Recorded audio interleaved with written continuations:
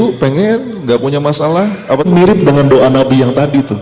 Ya Rob, asal engkau sayang padaku, aku nggak apa-apa. Celah patahan hati itu, cahaya Allah masuk. Bismillahirrahmanirrahim. Ini Ustaz, supaya bahasanya terstruktur. Ini dalam bahasan apapun ya Bapak Ibu. Sebelum nanya bagaimana, kita perlu tanya dulu kenapa. Start with why. Supaya kita paham pentingnya bahasan ini. Jadi sebelum pertanyaannya bagaimana berdamai dengan masalah, saya mau nanya dulu, kenapa kira-kira kenapa kok berdamai dengan masalah itu jadi penting untuk kita bahas? Menurut antum kenapa Ustaz? Why? Kenapa ini penting untuk dibahas? Kenapa kita perlu berdamai dengan masalah? Sok angkat tangan. Ada yang mau? Boleh? Boleh, santai aja. Kita mah relax aja gitu. Sambil kayak ya kita sharing. Coba Ibu. Kenapa berdamai dengan masalah itu penting? Apa efeknya dalam hidup? Santai aja, relax ya.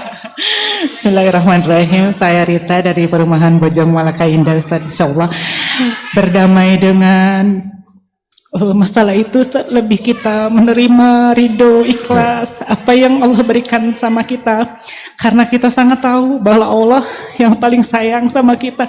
Jadi Allah nggak mungkin akan dolim kepada hambanya. Cuma kita harus memperbaiki settingan pikiran kita. Apa yang memang sedang dihadapi itu memang yang Allah berikan yang terbaik untuk kita. Ya, pertanyaan saya kenapa itu penting? Kenapa ridho, ikhlas tadi ya, apalagi memahami semua yang terbaik dari Allah, kenapa itu jadi penting? Jadi penting karena berpengaruh dalam kesehatan, pikiran, mental, kehidupan yang lainnya, Ustaz. Saya lagi mengalaminya, saya lagi mengalami seperti saya lagi sakit dari kepala sampai kaki. Tapi saya berdua dengan suami menjalaninya dengan ikhlas, karena saya yakin Allah sayang sama saya. Nanti ke bapak-bapak ya, tapi Ustadz itu sudah ada jawabannya. Nah itu, poin saya itu. Jadi supaya Bapak Ibu dapat why-nya dulu, dapat alasannya dulu. Kenapa ini penting? Karena tadi betul seperti apa yang Ibu sampaikan. Kalau kita tidak berupaya untuk berdamai dengan masalah, efeknya ke banyak hal. Jadi gini, kalau saya masuk pada poinnya Bapak Ibu, untuk bisa berdamai dengan masalah, kita perlu mulai dulu dengan sebuah kefahaman, Pak, Bu, atas fitrahnya kehidupan. Tadi itu pertanyaannya Ustadz Hasbi itu punya makna yang dalam. Bapak Ibu pengen nggak punya masalah, apa tadi? Marah raut gitu ya. Saya nggak bisa bahasa Sunda, mohon maaf ya. Karena memang itu watak asli dari kehidupan dunia. Hidup itu darul bala. Memang hidup di dunia tempatnya masalah. Yang namanya masalah itu gak pernah habis, berlapis-lapis. Sampai-sampai kata Syekh Ibnu Athaillah As-Sakandari dalam kitab Al-Hikam, beliau mengatakan la tastaghrib wuqu'al aqdar. Jangan kamu heran kalau dalam hidup ini kamu menemui banyak kesulitan. Kenapa? Karena itulah watak asli dari kehidupan dunia. Bahkan Bapak Ibu, Allah sampai bilang gini di Quran surat Al-Baqarah 214. Boleh baca Ustaz? Am hasibtum. A'udzu billahi minasy syaithanir rajim. Am hasibtum an tadkhulul jannah ولما يأتكم مثل الذين خلوا من قبلكم مستهم البأساء والضراء وزلزلوا حتى متى نصر الله متى نصر الله ألا إن نصر الله قريب. Allah, indah sekali ya. Turun Ustaz. Dari ayat yang tadi kita belajar, Allah sampai berfirman, am hasibtum an tadkhulul jannah. Apakah kamu mengira kamu akan masuk surga begitu saja? Walamma ya'tikum mathalul ladzina khalau min qablikum, padahal kamu belum diuji, belum merasakan apa yang dirasakan oleh orang-orang sebelum kamu. Apa itu? Ada 3 level Bapak Ibu. Ini saya bukan nakut-nakutin, tapi ini sebuah keniscayaan dalam hidup. Massathumul ba'sa wad-dharra wa zulzilu. 3 nih Pak Bu. 1, ini level 1 disebut dengan baksa. Apa itu baksa Bapak Ibu? Banteng. Makanya orang Arab kalau ada masalah yang nggak berat ngomongnya apa? Labas. Labas. Jadi bahasa kita labas. Betul. Betul itu. Jadi bahasa Betawi labas aja bro. Itu level 1. Nanti masuk level berikutnya ad-dharra ya kan. Itu udah mulai agak berat nih. Udah mulai agak oleng nih. Bahkan puncaknya wazulzilu. Bapak Ibu tahu apa itu? Zulzilu, zilzal, zalzalah apa? Sesuatu yang bikin kita goncang. Ibu hafal kan ayat-ayatnya? Idza zulzilatil ardu zilzalaha. Wah, hafal Qurannya di luar kepala. Di luar kepala. Nggak ada yang masuk. Nah, itu zilzal. Zulzilu itu goncangan. Ini bumi nggak goncang, tapi mungkin batin kita, hati kita yang goncang. Ya, kita kan ngalamin tuh turbulence, kalau bahasa di pesawat itu turbulence kehidupan. Dan kita dari depan saya lihat ada wajah-wajah yang tergoncang sepertinya ini. Tapi kita punya judulnya masing-masing. Mungkin beda-beda judulnya Bapak Ibu. Beberapa di antara kita ada yang goncangannya mungkin goncangan keuangan tadi, goncangan ekonomi. Banyak teman-teman saya para pengusaha bahkan setelah COVID kemarin masih struggle, masih belum bisa recovery, kejebak utang, dirumahkan, bisnisnya hancur. Ada mungkin goncangannya di situ. Di sisi yang lain, mungkin secara keuangan baik-baik saja, tapi judulnya beda. Betul? Ada yang goncangannya rumah tangganya sama pasangannya, sama anaknya, kehilangan sesuatu yang dia cintai, atau mungkin dikasih sakit sama goncangan Allah. Dibagi hati, Ustaz. Iya, goncangan patah hati dan lain sebagainya. Jadi setiap kita tuh punya badainya masing-masing. Kenapa saya perlu saya tegaskan? Karena kadang-kadang pengalaman saya Bapak Ibu sebagai seorang trainer 15 tahun terakhir, kadang-kadang kita tuh kalau lagi punya masalah itu suka merasa yang paling malang sedunia. Betul nggak? Kayaknya nggak ada yang lebih menderita dibandingkan saya. Si paling menderita, Cung, mana ya di dia? Mana orang nak? Si paling menderita. Itu kadang-kadang kita suka kegeeran. Enggak. Terus kita ngomong, enaknya jadi dia, coba saya kayak dia. Bapak Ibu, itu dia yang Anda tunjuk, itu juga sama, lagi struggle dengan masalahnya. Kita nggak tahu aja. Memang ada orang-orang yang pandai menyembunyikan, tapi ada orang-orang yang mengumumkan kepada seluruh dunia bahwa dia sedang punya masalah. Tapi kita punya bagiannya masing-masing. Rumput tetangga memang lebih hijau. Makanya saya kemarin baca tulisan bagus Bapak Ibu di Instagram itu, tulisannya begini: jangan cuma lihat rumput tetangga yang lebih hijau, tapi cek juga tagihan listriknya gitu. Karena kita ngomong enaknya jadi dia, enggak. Setiap orang tuh punya bagiannya masing-masing Bapak Ibu. Walaupun ada pepatah yang mengatakan badai pasti berlalu, betul nggak? Coba saya mau nanya, badai pasti berlalu, kalimat itu betul nggak? Kalimatnya betul, tapi kurang lengkap.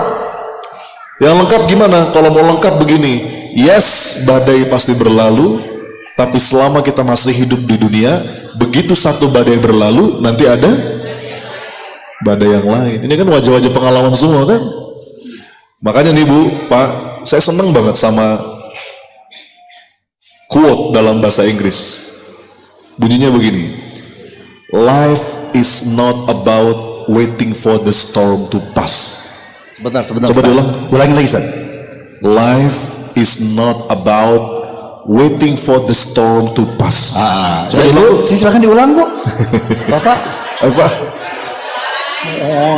Apa artinya? Orange. Artinya dilarang buang sampah sembarangan. Hidup itu bukan tentang nungguin badai berlalu.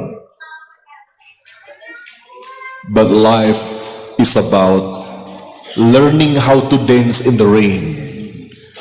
Tapi hidup itu bagaimana kita belajar menari-nari, enjoy, berlapang dada, meskipun di tengah badai. Bagus buat status WhatsApp ya. Enggak, ini serius. Tulis Bu. Nanti Ini statusnya. saya serius. Jadi Bapak Ibu, orang beriman itu mestinya orang yang paling bahagia dalam hidupnya, demi Allah. Karena kata Imam Ibnul Qayyim, hanya dengan kacamata iman kita bisa menemukan keindahan dalam setiap takdir kehidupan. Ada ayat Ustaz? Inna awliya Allah la khaufun 'alaihim wa lahum yahzanun.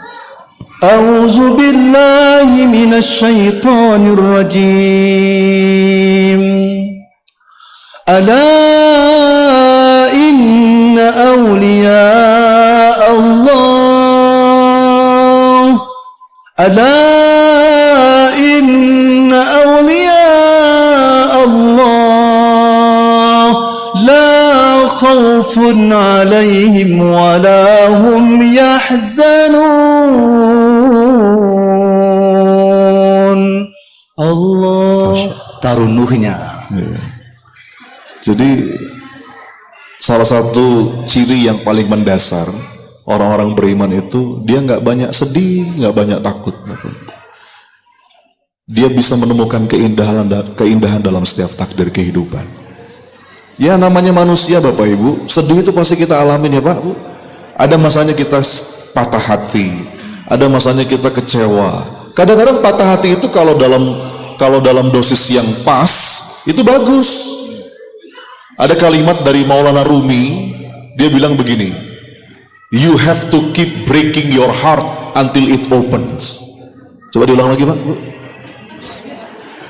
Terkadang kita perlu merasakan hati yang patah agar dia terbuka. Begitu hati kita patah, dari celah-celah patahan hati itu cahaya Allah masuk. Makanya kadang-kadang orang kalau belum patah hatinya, dia nggak sadar, mesti patah dulu. Jadi patah hati itu sedih apapun judulnya lah ya, bisnis hancur, problematika yang bikin hati kita patah, kadang-kadang lewat celah-celah patahan hati itu cahaya Allah masuk. Makanya orang yang paling susah dinasihati katanya kan ada beberapa. Satu, orang sedang jatuh cinta. Yang kedua, pendukung capres atau cawapres. Dia baru sadar ketika hatinya patah. Tapi kalau sampai tenggelam dalam kesedihan, dalam kekecewaan, itu setan seneng. Kata Imam Ibnul Qayyim, la syai'a ahabbu ila syaitani min huznil mu'min. Tidak ada yang paling disenengin setan melebihi seorang mukmin yang bersedih hati. Jadi Bapak Ibu, kalau pengen di like sama setan gampang. Gimana caranya? Sedih aja. Sad boy, Sad girl, ya. Karena orang kalau lagi sedih itu energinya rendah, energi levelnya itu rendah, gampang dibisikin, ya. Makanya punten ya Bapak Ibu, tadi seperti yang Ibu bilang. Makanya saya sering sampaikan, ibadah hati yang ridho itu bukan ibadah kecil Bapak Ibu, itu tuh ibadah besar di sisi Allah. Ya. Bahkan kata para ulama, terkadang Allah itu membobot lebih berat ibadah hati yang ridho dibandingkan ibadah sunnah apapun. Coba saya mau nanya Bapak Ibu, ibadah sunnah yang paling top itu apa? Tahajud, betul. Apalagi? Banyak kan? Banyak. Umroh juga sunnah, itu nggak wajib. Kata para ulama, terkadang Allah membobot lebih berat ibadah hati yang ridho bahkan dibandingkan sholat malam. Makanya kita kadang-kadang nggak bisa menghakimi orang, Bapak Ibu. Ada orang yang kelihatannya nggak soleh-soleh amat lah, biasa aja gitu ya, ibadahnya standar, nggak banyak gitu, standar aja. Tapi siapa tahu dia tuh kekasihnya Allah. Lantaran apa? Hatinya tuh ridho, dia tuh nggak pernah ngeluh. Gini nih Bapak Ibu ya, nih ya, saya mau sampaikan, Allah itu ketika menyapa hamba yang banyak dosa, Allah masih lembut. Misal, A'udzu billahi minasy syaithanir rajim. Qul ya ibadiyalladzina asrafu ala anfusihim la taqnatu min rahmatillah. لا تقنطوا من رحمة الله إن الله يغفر الذنوب جميعا إن الله يغفر الذنوب جميعا إنه هو الغفور الرحيم. ketika menyapa hambanya yang banyak dosa, Allah masih lembut. Qul ya ibadiyalladzina asrafu ala anfusihim. Wahai hamba-hambaku yang melampaui batas. Masih dipanggil hamba, Pak. Padahal ini hamba yang sudah melampaui batas, udah offside, dosanya udah banyak. Tapi masih Allah panggil, wahai hamba-hambaku, la taqnatu min rahmatillah. Jangan putus asa dari rahmatnya Allah. Jadi kayak dipanggil, sini nak, balik gitu, sini. Itu padahal hamba yang dosanya udah banyak, Allah masih panggil dengan lembut. Tapi ketika hamba-hamba yang gak ridho, lihat kalimatnya dalam hadis qudsi, Allah sampai mengatakan begini, malam yashkur ala na'mai walam yasbir ala balai walam yarda bi qadai falyakhruj min tahtis samai wal yatlub rabban siwai. Apa artinya? Katakan kepada mereka yang tidak tahu syukur atas nikmatku, nggak disebut hamba, tidak mau sabar atas bala dariku, tidak ridho atas ketetapanku, silahkan keluar dari kolong langitku, cari Tuhan selain aku. Na'udzubillah. Keras sekali Bapak Ibu. Makanya tadi itu ridho itu tuh bukan ibadah yang kecil, itu tuh ibadah besar di sisi Allah. Dan ini butuh latihan Bapak Ibu, nggak semudah mengucap. Saya paham, ini latihan seumur hidup. Itu sebuah kemampuan yang perlu kita latih. Ya, sama aja kita Bapak Ibu mau jago main bola, butuh latihan nggak? Mau jago masak, mau jago badminton, itu butuh latihan. Latihan itu ada dua, ada latihan fisik, namanya olahraga, physical fitness, ada olah rasa, olah jiwa, emotional fitness atau mental fitness. Itu tuh butuh dilatih. Makanya di antara latihannya itu tiap pagi, tiap petang tuh kita disuruh berdoa. Raditu billahi rabba wa bil islami dina wa bi Muhammadin sallallahu alaihi wasallam nabiyya wa rasula. Ya Ibu Bapak, untuk semua masalah-masalah kita yang barangkali belum ridho, sekarang kita ridhokan. Angkat tangannya ayahanda ibunda. Raditu billahi rabba wa bil islami dina wa bi Muhammadin nabiyyaw wa rasulah. Ya Allah, atas semua masalah-masalah yang belum kami ridho saat ini ya Allah, kami ridho ya Allah. Ya Insya Allah, terdaun Ustaz. Jadi itu latihan tuh, walaupun mungkin awalnya kita cuma mulut aja. Itu kan doa yang sudah kita hafal dari TK, betul Bapak Ibu? Sekarang Bapak Ibu TK berapa ini? Tentu udah di level kita bukan cuman baca, mestinya kita jiwai. Raditu billahi rabba itu, ya Allah, hamba ridho, engkau Rabb hamba yang mengatur segala urusan hamba. Kadang-kadang Bapak Ibu, yang terjadi itu sesuai dengan apa yang kita inginkan. Betul? Ada masanya kayak begitu. Kita berdoa, mintanya A, ya kan? Dan Allah kabulkan A. Pernah ngalamin Bapak Ibu? Pasti pernah, saya jamin. Dulu saya minta sama Allah, ya Allah, anak pertama pengen laki-laki, ya Allah, dikasih. Anak kedua perempuan, ya Allah, biar sepasang, dikasih. Anak ketiga perempuan lagi, ya Allah, lucu, dikasih. Kadang-kadang gitu tuh. Dulu saya pernah berdoa, ya Allah, pengen ya Rob haji di usia muda, dikasih. Pengen ya Allah sering-sering ke tanah suci, Allah kasih. Kadang-kadang apa yang kita minta Allah kabulin. Tapi ada masanya kita minta A, Allah kasih B. Kenapa? Karena menurut Allah B itu lebih baik dan lebih kita butuhkan. Masalahnya kadang-kadang mata kita ke A terus.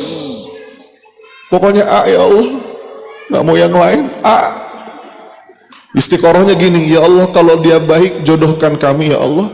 Kalau dia nggak baik perbaiki dia, ya Allah. Itu bukan istiqoroh namanya, itu maksa. Padahal dalilnya telak dalam Quran. Kutiba alaikumul qital wa huwa kurhun lakum wa asa an takrahu syai'an wa huwa khairul lakum wa asa an tuhibbu syai'an wa huwa syarrul lakum wallahu ya'lam wallahu ya'lamu wa antum la ta'lamun. Masya Allah. Itu telak banget dalam Quran dalilnya. Wa asa an takrahu syai'an wa huwa khairul lakum.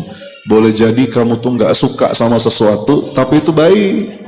Wa asa an tuhibbu syai'an wa huwa syarrul lakum. Boleh jadi kamu suka sama sesuatu, tapi itu nggak baik. Wallahu ya'lamu wa antum la ta'lamun. Allah yang maha tahu, kamu nggak tahu. Jadi jangan sok tahu.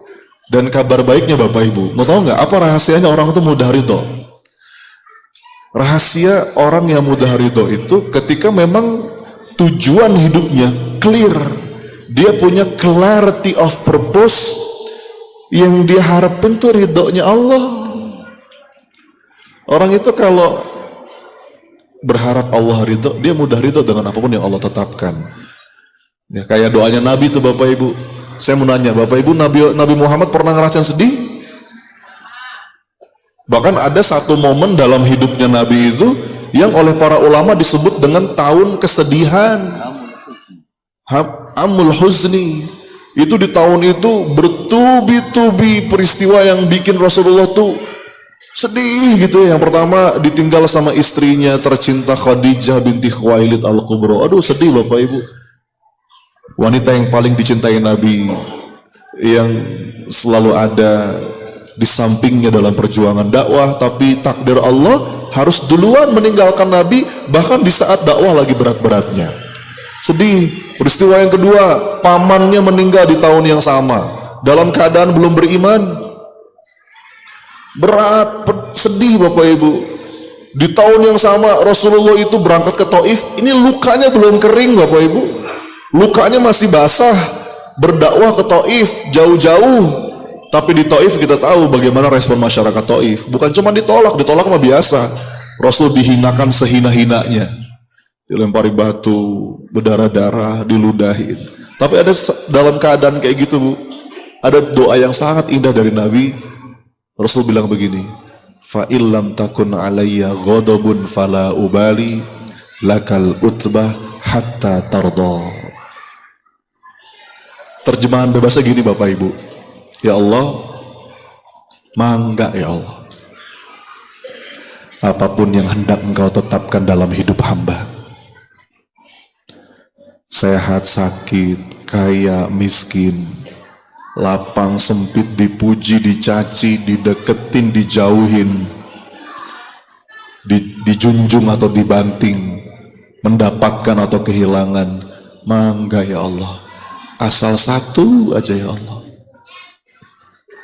asal engkau ridho padaku, asal engkau maafin aku, asal engkau nggak marah padaku, maka aku nggak apa-apa ya Allah.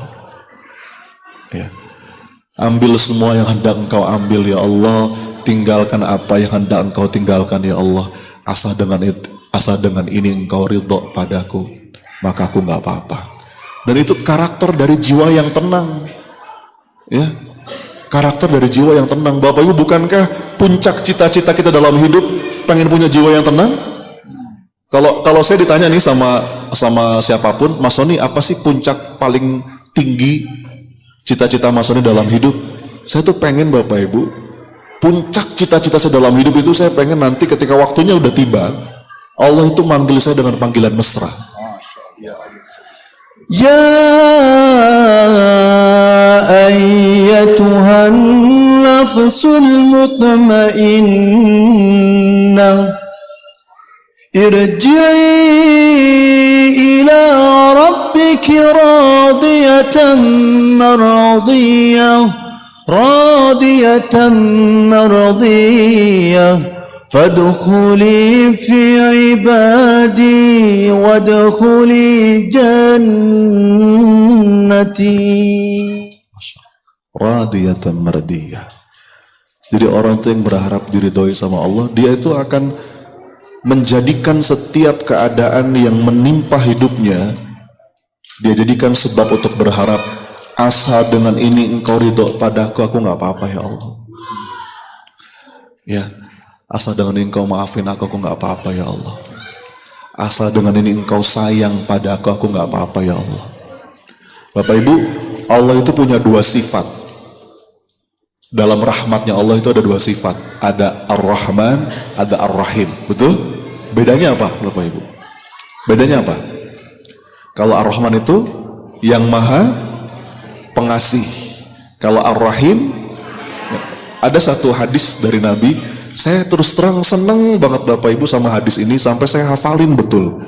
Nabi sampai ngomong gini Bapak Ibu, Ja'alallahu rahmatan mi'ata juz. Allah itu punya 100 bagian rahmat. Jadi kalau kita main persentase nih Bapak Ibu, Allah punya 100 bagian rahmat.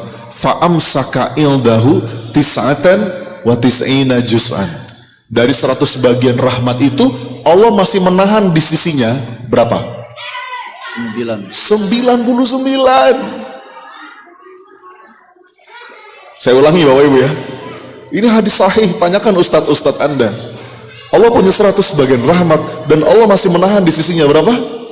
99. Wa anzala fil ardi juz'an wahida. Yang Allah curahkan ke muka bumi itu baru berapa? Oh, baru 1. Jadi punten saya perjelas ya. Dari zamannya Nabi Adam sampai nanti hari akhir, itu tuh baru 1 bagian rahmatnya Allah Pak yang tercurah. 1 bagian rahmatnya Allah aja, itu dunia udah kayak begini indahnya. Kita jadi punya rasa sayang sama anak, itu atas rahmat Allah. Kita jadi empati sama orang, itu atas rahmat Allah. Bahkan binatang sayang sama anaknya. Bapak Ibu, saya kemarin nggak sengaja waktu ke Aceh, saya landing di Banda Aceh, terus jalan darat ke Melabo. Itu lewatin bukit-bukit namanya Bukit Gurute. Banyak monyet-monyet di situ. Kita udah biasa lihat monyet. Tapi kemarin saya nggak sengaja, saya ngelihat ada anak monyet gitu ya, yang lagi dipeluk sama ibunya. Jangan keceng-keceng Ustaz. Ngomong monyet jangan ke saya Ustaz. Ngarep sini gitu. Lagi dipeluk sama induknya itu. Saya nggak sengaja, ya Allah, saya bilang, monyet aja sayang sama anaknya. Kuda itu kata Rasulullah mengangkat kakinya supaya anaknya nggak keinjak, dan itu tuh atas rahmatnya Allah. Itu 1 bagian rahmat Bapak Ibu yang dibagi rata. Makanya kata para ulama, 1 bagian rahmatnya Allah itu melekat pada sifat Ar-Rahman, yang maha pengasih. Yang 99 itu melekat pada sifat Ar-Rahim, yang maha penyayang. Jadi sekarang saya mau nanya nih Bapak Ibu, supaya tujuan hidup kita jelas. Kira-kira kalau saya tanya, Bapak Ibu pilih mana? Dikasih apa disayang? Jawab yang tegas, dikasih apa disayang? Pengen dua-duanya dong Ustaz. Ya jelas kita pengen dua-duanya. Tapi kan pertanyaan saya, seandainya saya suruh milih Bapak Ibu, kira-kira pilih mana? Dikasih apa disayang? Yang mantep jawabannya, dikasih apa disayang? Pinter. Kenapa saya bilang pinter? Perhatikan kalimat saya Bapak Ibu ya. Ini kalimat dalam banget. Ini kalimat dari almarhum Kiai Haji Zainuddin MZ. Tapi ini dalam banget maknanya. Mudah-mudahan kita bisa menjadi hamba Allah yang bukan cuma dikasih tapi juga disayang. Amin. Kenapa? Karena kalau dikasih belum tentu disayang. Ulangi Bu, Bapak. Kalau dikasih belum tentu. Bapak Ibu pernah ngasih uang sama tukang parkir? Bapak Ibu sayang sama tukang parkir? Saya lengkapi kalimatnya ya. Kalau dikasih itu belum tentu disayang. Tapi kalau disayang, bukan gitu kalimatnya. Anda maksa namanya itu. Kalimatnya gini. Saya lengkapi ya. Ini indah banget Bu. Ini pemaknaan indah banget dari sifat Allah yang Maha Pengasih dan Maha Penyayang. Mudah-mudahan kita bisa menjadi hamba Allah yang bukan cuma dikasih tapi juga disayang. Kenapa? Karena kalau dikasih belum tentu disayang. Tapi kalau disayang biasanya dikasih. Kalaupun nggak dikasih pasti karena sayang. Ulangi Ustaz, ulangi biar agak ngebrai-beradai. Catat Bu, catat Pak. Mudah-mudahan kita bisa menjadi hamba Allah yang bukan cuma dikasih tapi juga disayang. Kenapa? Karena kalau dikasih belum tentu disayang. Itulah sifatnya Allah Ar-Rahman Bapak Ibu. Ar-Rahman itu yang Maha Pengasih. Ngasihnya nggak pilih-pilih. Mau sholat nggak sholat, mau munafik, mau kafir, binatang, tumbuhan, dikasih semua sama Allah. Itulah sifat Ar-Rahman. Makanya kita nggak bisa punya sifat Ar-Rahman. Kita nggak boleh punya nama Ar-Rahman. Paling maksimal Abdurrahman, hambanya Ar-Rahman. Karena kita tuh basically kalau ngasih pilih-pilih, betul kan? Allah dengan sifat Ar-Rahmannya ngasih nggak pilih-pilih. Tapi kalau dikasih belum tentu disayang. Kalau disayang biasanya dikasih. Kalaupun nggak dikasih pasti karena sayang. Bapak Ibu pernah nggak ngasih anak justru karena sayang? Pernah? Nah itu logik sederhana. Kalau Bapak Ibu ngasih semua, anak masih kecil minta gadget, beliin Pak. Masih belum cukup umur minta motor, kasih. Mintain, Anda lagi menjerumuskan anak Anda itu. Kalau semua dikasih. Ya. Dan orang itu Bapak Ibu, tadi itu dia akan mudah ridho, balik lagi. Kalau dia berharap, ya Rob, asal engkau sayang padaku, aku nggak apa-apa. Aku nggak apa-apa ya Allah. Dia punya, kalau kata guru saya, Son, kalau kamu punya mental kayak begini, kamu akan jadi manusia segala musim. Man for all season atau woman for all season. Ini Bapak Ibu, ini persis seperti orang sedang jatuh cinta. Ya, Bapak Ibu pernah jatuh cinta? Atau udah lupa rasanya? Enggak, ini penting. Coba saya perlu membangkitkan ingatan Anda karena kita perlu referensi psikologis. Kita perlu referensi psikologis. Kenapa sih dalam hidup ini kita diizinkan sama Allah merasakan cinta, merasakan kecewa, supaya kita punya referensi psikologis yang sebetulnya rasa itu mestinya nganterin kita menuju cintanya Allah. Ada seorang murid yang bertanya kepada gurunya, Guru, ajari aku cara mencintai Allah. Gurunya merespon dengan sederhana. Apa kata gurunya? Nak, have you ever fallen in love? Kamu pernah jatuh cinta nggak? Kata anak ini, belum pernah guru. Aku masih polos. Kata gurunya apa? Wah, kalau gitu aku nggak bisa ngajarin kamu. Udah gini aja, kamu terusin hidupmu, suatu hari nanti kamu akan merasakan jatuh cinta, dan pada saat itu kamu akan ngerti seperti apa itu cinta. Bapak Ibu pernah jatuh cinta kan? Masih ingat gak sih rasanya? Ya mudah-mudahan terjaga cintanya terus ya, saat pasangan halal kita insya Allah. Kalau sudah jatuh cinta Bapak Ibu, apa ciri-cirinya? Apa ciri-ciri orang sudah jatuh cinta? Hah? Gini aja deh, pakai analogi aja deh. Ini analogi yang paling mudah untuk menjelaskan tentang referensi psikologis ini. Misal, ini kisah imajiner Bapak Ibu. Ada sepasang laki-laki dan perempuan saling mencintai. Laki-lakinya ini dari keluarga pas-pasan. Ya, bisa dikatakan miskin lah secara finansial, kekurangan. Perempuannya orang kaya, orang berada, uangnya banyak. Tapi mereka saling mencintai dan mereka dapat restu dari keluarga. Alhamdulillah mereka menikah. Mereka bahagia dengan pernikahannya dan mereka ketika setelah menikah memutuskan untuk hidup mandiri. Hidup mandiri, lepas dari orang tua. Merintis dari nol. Nah, suatu hari si suaminya ini nanya sama istrinya. Apa kata si suaminya ini? Dek, sayang, aku boleh nanya nggak sama kamu? Nanya apa? Katanya. Enggak, aku tuh heran aja sama kamu. Dulu tuh kamu serba enak, semuanya ada.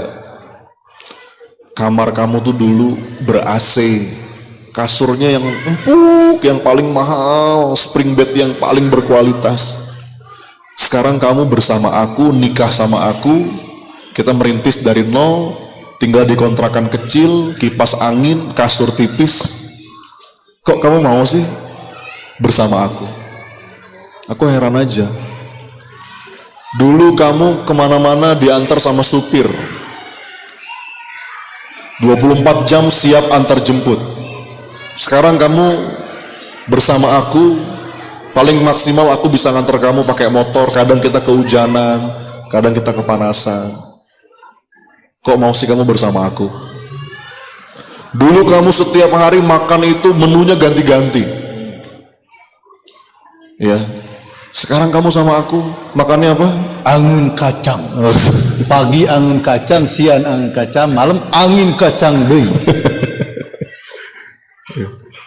Ternyata angin kacang ya, itu bisa bikin darah tinggi, hati-hati saya.